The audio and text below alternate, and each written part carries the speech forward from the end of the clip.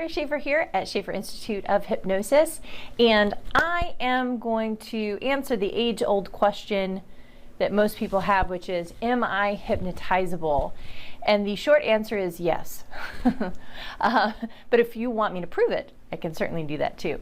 All right, so the first thing that I ask any client or new client that's coming to me or has come to me in the past, I will say, well, do you dream at night? And most of the time they say yes. And I say, okay, that generally means that you are probably hypnotizable. If they say, well, I'm still not sure, I don't know if I dream at night or I can't remember my dreams, that's okay. I would say, have you ever gone from point A to point B in your car and not known quite how you got there? And they say yes, because almost everyone has had the experience of road hypnosis. So I said, that's great. That just means that you were in a bit of an altered state. And really, hypnosis is just simply being open to suggestion. That's it. There's nothing really more to it than that. The way that I kind of know that I've had some times where I've been a bit more suggestible has been when suddenly a jingle pops up in my head, or I think of a sign that I saw, or I think of something suddenly. You know, if I start to feel hungry, I go, oh, I'm thinking Arby's, you know, and it's like, wait a minute, where did that come from? You know, and I don't even eat Arby's.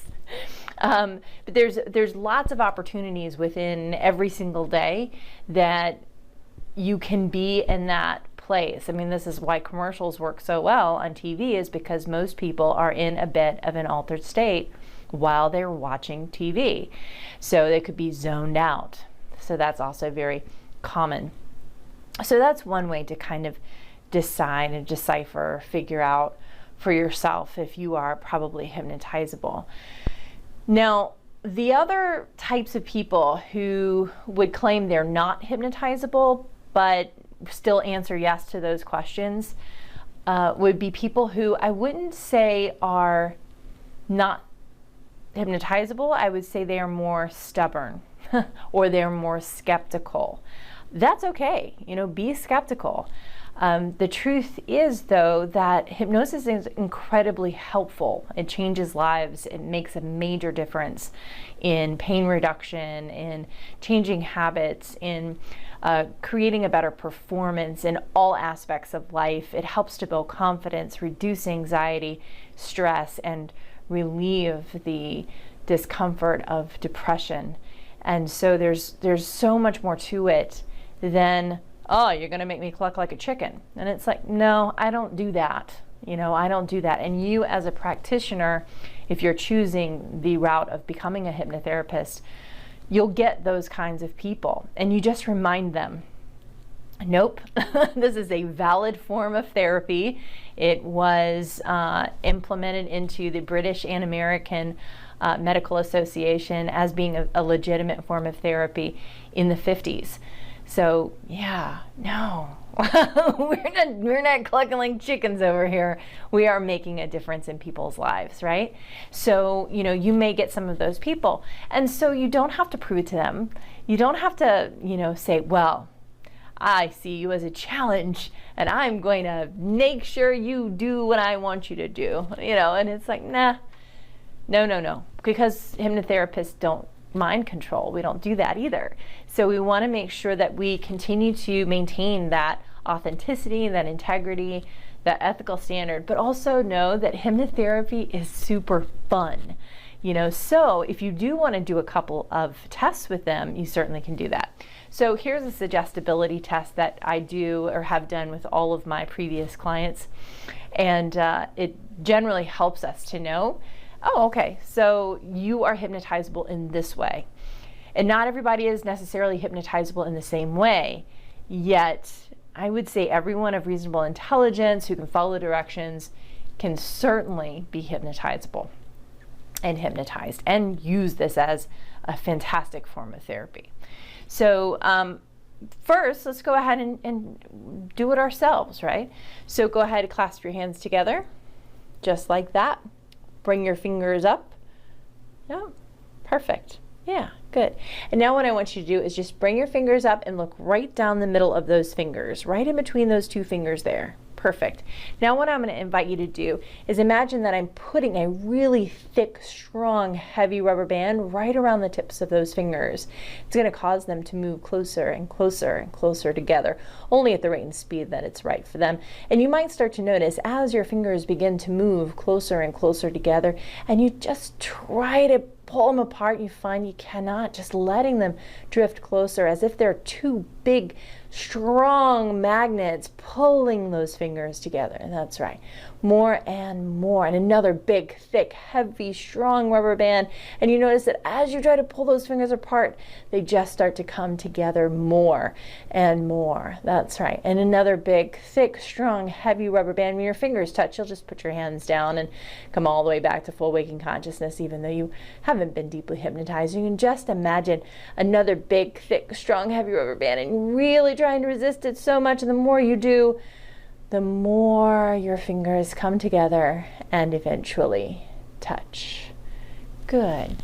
Now, if your fingers haven't quite touched yet, go ahead and let them come all the way together and just relax. Yeah, that's it. Good. And then just put your hands down, unclasp them, put them back down on your knees or legs or whatever. And so, pretty simple, right? That's an eye fixation. And when your conscious mind is focused on something, then your subconscious mind is open to receive information or ideas or thoughts or feelings or concerns or interests or, all variations of experience, right? So if your conscious mind is focused on the TV and then all of the other things that are going on around you or on the TV or on commercials or whatever it might be, your subconscious mind is just kind of sucking up this reality all around you. And so we want to become very aware and very conscious of what we're putting into our minds and what we're putting into our awarenesses. Because if we put in good stuff comes out. It comes out of our mouths, it comes out of our minds, it comes out of our awarenesses. And so all of the good things that are put in by the hypnotherapist, as you are or as you're training to be, or as you're interested in, is going to help to bring and gear that subconscious mind, that unconscious mind, to start communicating their needs, their wants to that conscious part of you, so that conscious part of you starts looking for more good things. Yeah. So now let's say nothing happened. Nothing moved. I didn't move an inch, a fragment, a millimeter. That can also be relatively, it's about 20% of the population. So it's an 80-20, 90-10, I would say, for that. So if you are in that space of that 20% or so, 10 to 20%, what were you doing? So this is what I generally ask my clients who don't move much there. As I'll ask what was going on inside, what was happening for you. Because it's their world and we're just living in it, right? So I go, what was going on? And they'll say something like, well, I was trying to follow your directions, but I was kind of talking to myself in my head about other things, or I was trying to follow along, but I was just kind of like not really paying attention to what you were saying. That's all relatively normal. Sometimes I was really trying hard to do it, and it just wasn't doing it. And that's sometimes what I've heard in the past as well. So what I do there is sometimes people want to be perfect and they want to really do hypnosis right. They want to do it right as the client. And I love clients like that. They're incredible. They're amazing. So that's why I always do a second test. And the second test can be the pendulum test, the book and balloon test. It can be, generally I just kind of stick to those because I know everything I need to know. So even though everyone's hypnotizable to some degree, everybody isn't hypnotizable in the same way. So if I do have someone that's more analytical in that, or Analytical doesn't mean more intelligent, okay? Because that's another myth out there that says, oh, well, I'm too smart to be hypnotized. I love that you are smart. I love that. I think that being intelligent is beautiful and wonderful, and I love when you can combine intelligence with creativity. And I mean, people in this world absolutely blow me away with their ability and their awareness and their consciousness. They just fascinate me. And intelligence, IQ, specifically IQ or Mensa level types of folks, do not make a bad subject. They make a great subject, a fantastic subject, because they will break things down for themselves. But also, just like Thomas Edison, Albert Einstein used hypnosis, they can use it to help with their problem solving, even advanced mathematical equations. So it's something that opens up the different doors of the awareness so that new information can flow through, and that guardian, that gatekeeper that has been holding back your true potential can release, and more good stuff can flow through. So it's not intelligence. And generally, when we see somebody that feels as though they're not hypnotizable, it is because they're simply being stubborn, or they're being skeptical.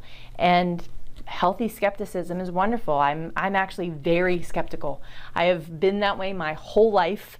I say that I am an optimistic realist.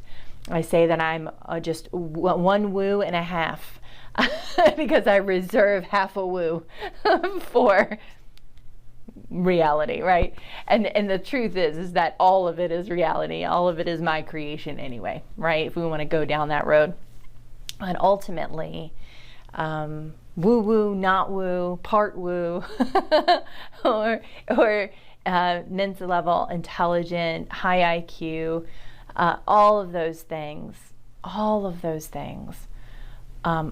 are still great candidates for hypnosis and hypnotherapy. So whenever I have somebody who's more analytical, what I want to do with them is help them to release any of their guards, any of their blocks, any of the things that are keeping them set back.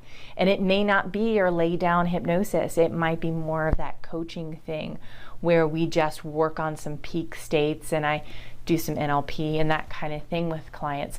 I actually don't see clients anymore, or very rarely do I see clients. I am more focused on teaching now because you guys need to get out there and start helping people. Our clinic was always full, and for the most part pretty full, depending on the cycles of the year and things like that, but we did get some breaks and downtime during different cycles of the year. But we never really ran out of clients, and even when we closed our clinic, we still had people calling and contacting us. So one, that goes to networking, that goes to getting out there, that goes to having these kind of conversations where we say, yeah, everybody's hypnotizable, let me show you. And so, but the thing is that we need everybody on board. There is so much need right now for mental, emotional health and care and helpmates in this world. So we definitely want to make sure that you're trained up and you've got what you need to help your clients. So please head out to hypnotherapieschool.net. I've got a really awesome, it's so awesome. I have an awesome gift for you out there. The pop-up will pop up, and it is how to make your first $10,000 as a clinical hypnotherapist. So please go out there, get your gift, and I will see you. I'll see you again.